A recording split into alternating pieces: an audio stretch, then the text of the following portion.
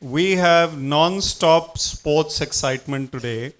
We had a really wonderfully inspiring hockey panel already with Mr. Ashok Kumar, Mr. Sodhi, Mr. Rajpal Singh, and Mr. Prabjot Singh. We had the courageous sportspersons, Hardeep Chandpuri ji talking to Reena ji and Upinder ji. And we had this delightful young panel which is just so inspiring. Now we have non-stop action. It's Chitranjan Agarwal, who is the co-founder of Playwrite, and it was, again, I must say, it was his idea that this concept of Playwrite came up in discussion with yours truly over a cup of coffee. So we were thinking on the same line, but he said it first, so he gets the credit. Playwrite is a concept of sports community, sports conversations, which is unparalleled in most places in India, and it's one of the rarest initiatives. So here we have Chitranjan in conversation with three sports ladies. Over to you, Chitranjan. Thanks, Vivek. I'll introduce my panelists straight away. So first up, we have Misheal KANWAL. Misheal is a skier. She took a hiatus for about 8 years from a sport and is back now in sport. And she just finished 4th in the Khelo India Games held in Srinagar, the Winter Games. So that's Misheal. Next up, we have Sukhmani. SAHOTA, she's a tennis player. She's the ambassador for Deakin University, Melbourne. She did not turn pro. She almost turned pro, but decided not to turn pro. And finally, we have Muskan, who's also taking a hiatus from cricket. She's a women's cricket player. So we're going to talk, all individuals, one team sport and two individual sports and what it takes. So giant leap for womankind. Please, ladies, be seated. Thank you. So I'll start with a question, So all three of you come, we've been talking for the last couple of days. All three of you come from sporting families. So I'm going to start with a very popular quote these days, Nepo baby. How does it work with you guys? Is it helpful or is it detrimental? So maybe we can start with you, Muskan. Yeah, sorry. I would say more than the positives, there are the negatives. Because yes, I do have the support of my parents. My dad is in the field. But I've been bullied from the day I started playing. I didn't even know how to play. I didn't even know how to hold a bat. But I was bullied from the very first day. Just because everybody thought I would be in the team because of my dad. Okay. So yes, I do have the support. There are the positives. Like at one level, you do need connections. But before you reach that level, there's just the downside of that. What about you, Sukhmani? Your father is a tennis coach as well. And I'm going to give you this. I would say that for me there were more positives because I had someone to travel with me with tournaments. I had someone to guide me along the way. But I created those monsters in my head that did turn into the cons. So which weren't maybe they weren't even there because I thought that people expected more of me. I thought that my father expected more of me, that I'm getting personal attention. So I created a lot of thoughts in my head that turned into the cons. But they were mostly pros for me. What I think is Nepo thing doesn't work in sport. A sports person is not from the family, it's from the heart. You cannot put a person who doesn't have stamina, strength, endurance into sports, even if probably an Olympics daughter or son. Even if somebody gets an opportunity like that, they probably would not go ahead in it because sports or anything you want to pursue in life needs a lot of passion, and it cannot come from nepotism or anything, anybody putting it in your way. So we've got that out of the window. So nepotism doesn't help. Coming from a sports family could be more detrimental. Ask Donald Bradman's son, he changed his last name, right? So that he couldn't be identified. Rohan Gavaskar has had a hard time. Stuart Binney, and several other names we can come to think of. So this is out of the window. So now we are talking about giant leap of womankind. So women's sports is what we are going to focus on. Women's Premier League. And last evening you were cribbing about the match not being telecast at where we were together. But I'm sure the first IPL was also not telecast over there. So how do you? Is this a giant step for women's sports in India, the WPL? How do you see it? It is a huge step. People are getting to know more about cricket. Like obviously cricket is very famous in India, but women's cricket is not very known. Nobody knows women's players other than Harmanpreet Kaur or maybe Smriti Mandhana. But now that Women's Premier League is here, it's being telecasted, okay, not on a very famous channel, it's on Geo Cinema, not on Hotstar, but people are getting to know about it, they're getting more aware about it, and especially with the teams such as Mumbai Indians, and even RCB taking their own teams, I think that they took a huge step in making the sports more famous for women, and they encourage a lot of players to come forward. Even right now, if you look at their socials, they post so many videos and pictures of players, playing, and even behind the scenes.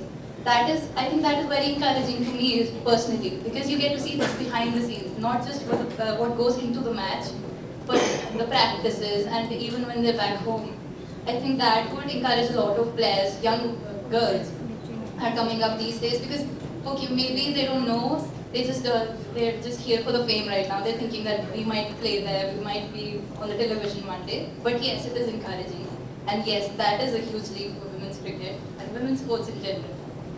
Sukhmani, our biggest tennis star, Sania, just retired, right? And what is the upcoming crop looking like? Are we going to get some heroes we can worship in tennis? Ankita Bhamri, if I'm correct, and Karman Thandi.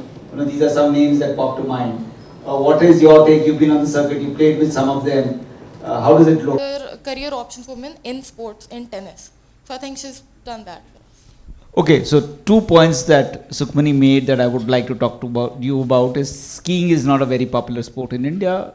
Male, female, equally unpopular. Other than Shiva Keshwan, I don't think we can name a winter Olympian in India, right? So one is about coaching. How does it work? And two is sponsorships. If someone were to pick up a non-popular sport like cricket or even tennis or football, how does that work especially for a woman athlete?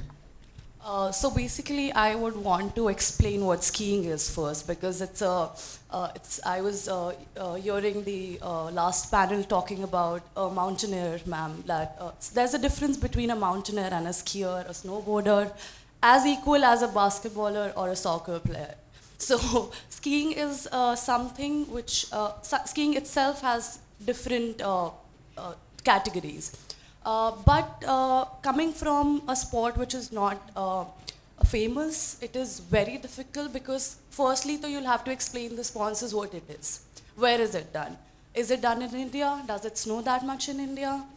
And even if somebody wants to sponsor, what will they get out of it? Because our population also is not aware about the sport.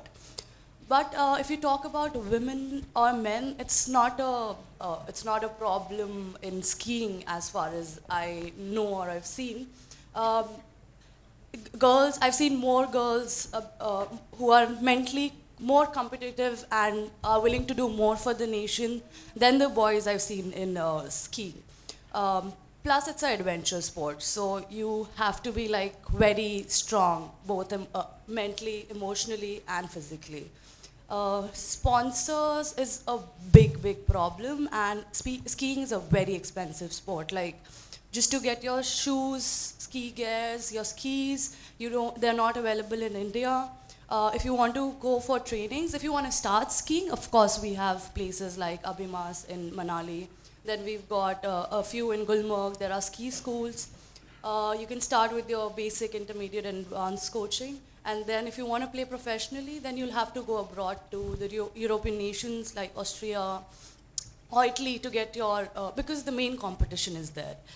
That is the place where the ski stars are like actually growing and doing their thing. So if you want to play skiing, play for India, or you want to do it professionally, you'll of course have to go out for training abroad. But if you just want to start skiing, want to go and know the game, you can go to Gulmarg, Manali, or a place called Oli in Uttarakhand.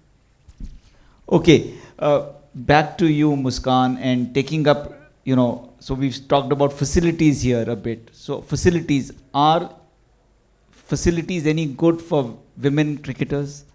What's your take on that? So initially when I started playing, so my dad owned this academy. So he ran it with a partnership with government. So that was the only women's academy here in Chandigarh. So all the female players were here.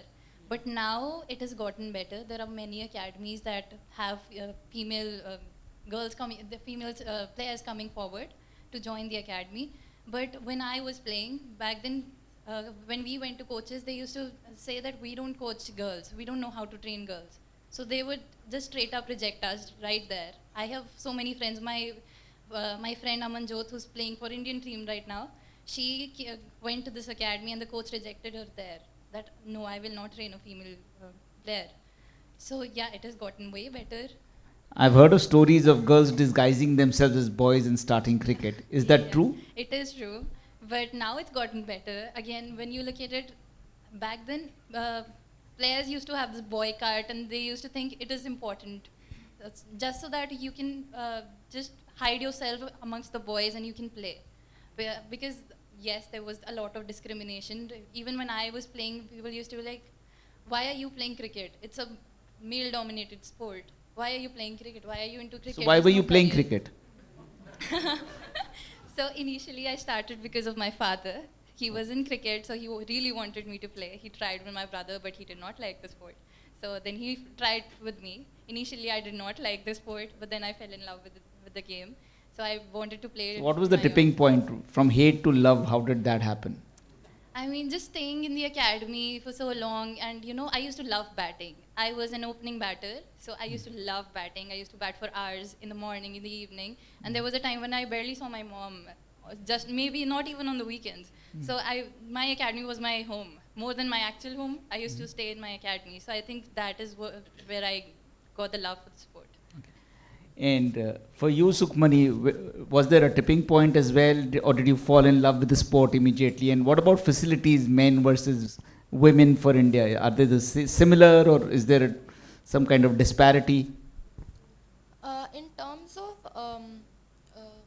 I'd say that the tipping point for me was when I started training professionally. I used to train about 6-7 hours in terms of tennis and then fitness as well. So I had to join a dummy school in order to do that because I was traveling nationally as well as internationally. So I had no friends whatsoever. My only contact was my tennis friends who are competing against you, who are your friends, but they also wish for you to lose in the matches. So they weren't really your close friends, and my father. So if I did not perform well in a tournament, I would get the same bashing at home that I would on the court. And then I barely used to see, like she said, I barely used to see my mother. But that was a very negative point for me because I was very frustrated by the sport. I was very frustrated of me not performing. And since they weren't, like she said, that there weren't many scholarships, my father was sponsoring me. And when you do not perform, it hurts that you're wasting your father's money like that and wasting the equipment, wasting the facilities, because even when you travel overseas, the visa, the flight tickets, they cost a lot, and the tennis equipment wears off as well. So you have to get that as well. So I thought that I did not have a future going pro in the sport, and I started to detest it so much, and I did not want to detest my father because of it.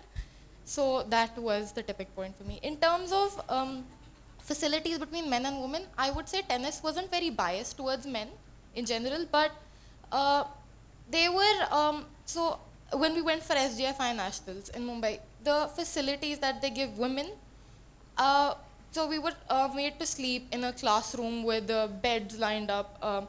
And so I don't believe that women, and especially if you are very fragile women, are supposed to be given the same treatment. And if you have a match early morning tomorrow and you're made to be given good food, healthy food, and they used to serve oily food over there and nothing sport specific. So it was very generalized, I think. And So then men were getting the same kind of treatment. yes, men were getting the same kind of treatment. But I would say that it wasn't very sportsmanlike. So even in terms of men and women, it was not equipped. What about skiing? Is it similar in terms of treatment of athletes, and men and women are treated on the same, however good or bad it may be, but they are on the same plank and the facilities? See, once you are on a white carpet, that's snow. It's this much snow. Nobody has that much time to treat somebody unequally. It's survival there. And of course, men get more opportunities, but I think it's how we Indian women are. We play multiple roles from the time we are little. Like we are sisters, we are cousins, we are friends. So we are trained like that. We are strong from within. A sports person has to be strong. It's not just the physical strength. Whatever comes in your life. I started skiing when I was 5 years of age. I didn't even know how to come down from a slope. So it is just inbuilt. You just have to keep yourself strong. Like ma'am said, whatever comes, just go for it. You cannot think you're weak or this.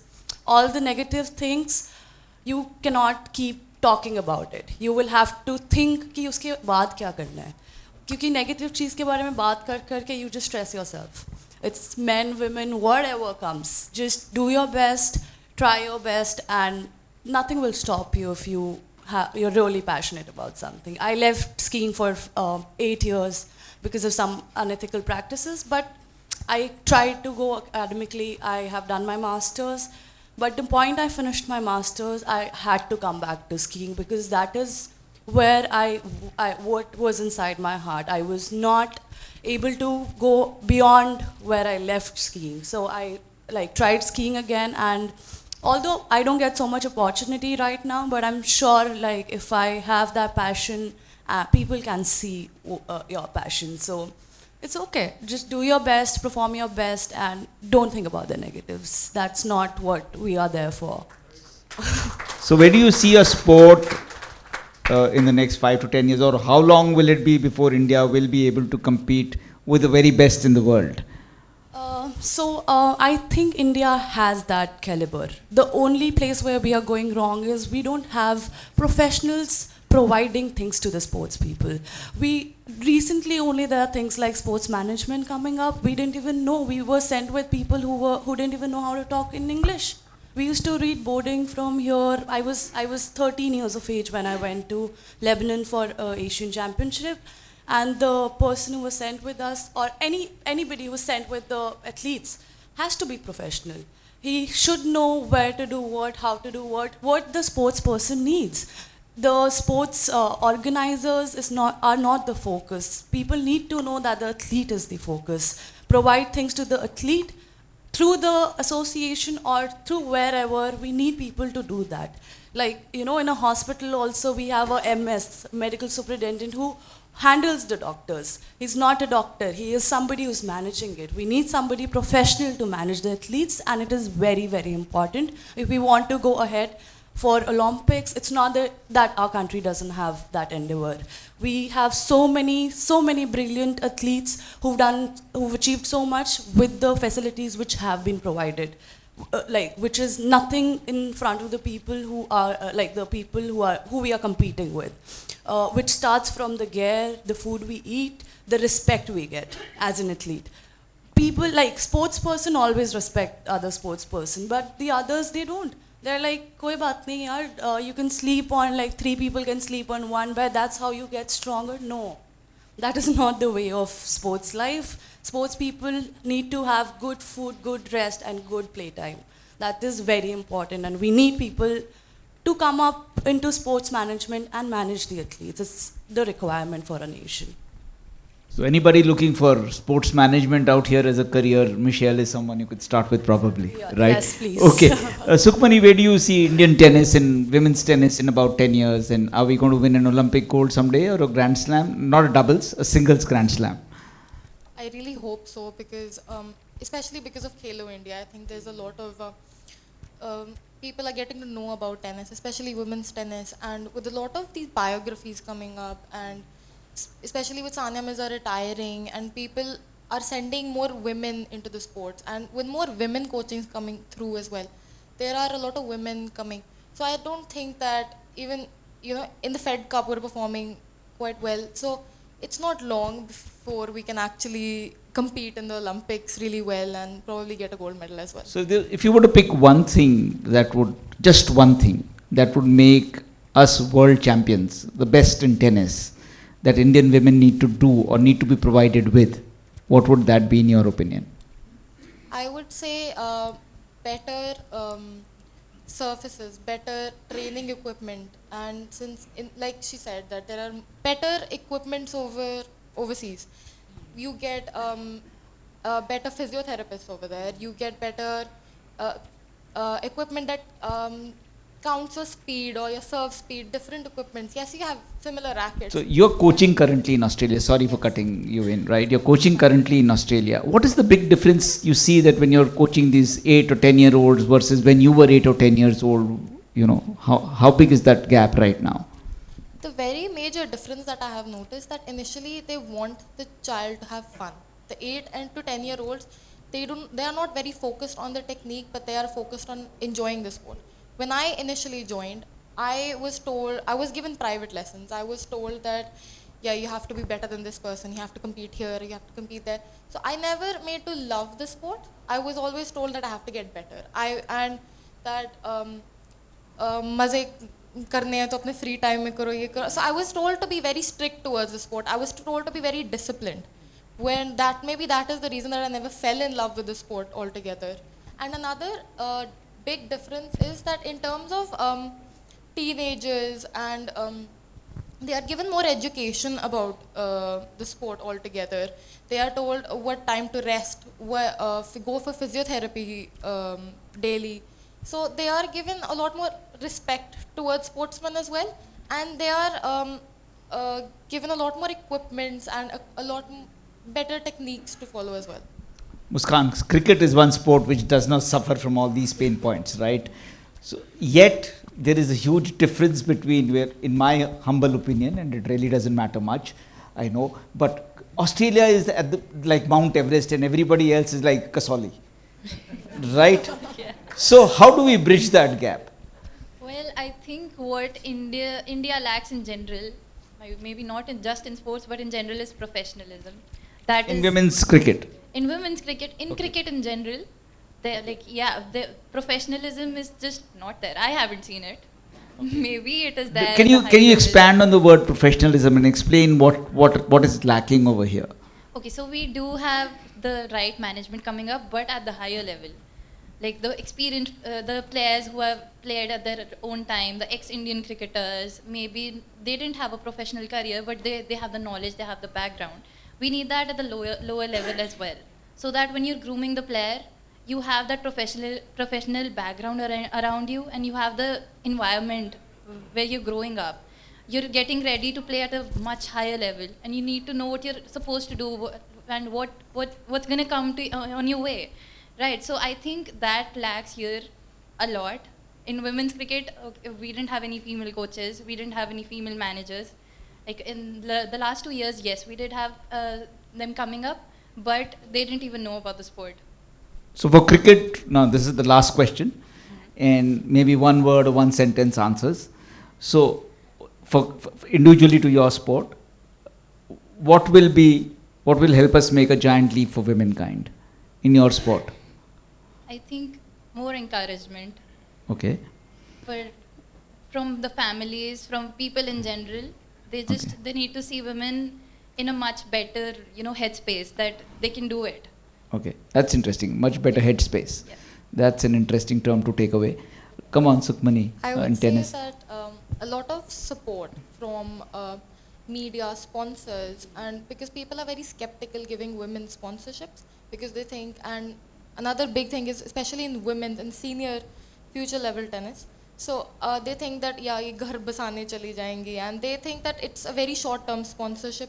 So I think a lot of support in that way, and a belief that women can achieve as much as men. Misheal. I think you need to appreciate women sports person because appreciation encourages. If you appreciate somebody, वो आपको और ज़्यादा अच्छा करके दिखाएंगे. And I'm sure all the ladies sitting over here will believe and literally confirm this, that if you appreciate a woman, she'll do anything. Like anything. Getting a medal is a very small thing. Getting respect is the biggest thing. Thank you. Very well said. So headspace, support in terms of sponsorship and respect and appreciation. I think these are the key takeaways for making that giant leap for womankind. Thank you, panelists. Thank you so much, Vivek. Thank you for this insightful session. May I request Mr. Hartek Singh, Mr. Ashok Kumar and Mr. Narendra Singh IAS to come and please honor the speakers.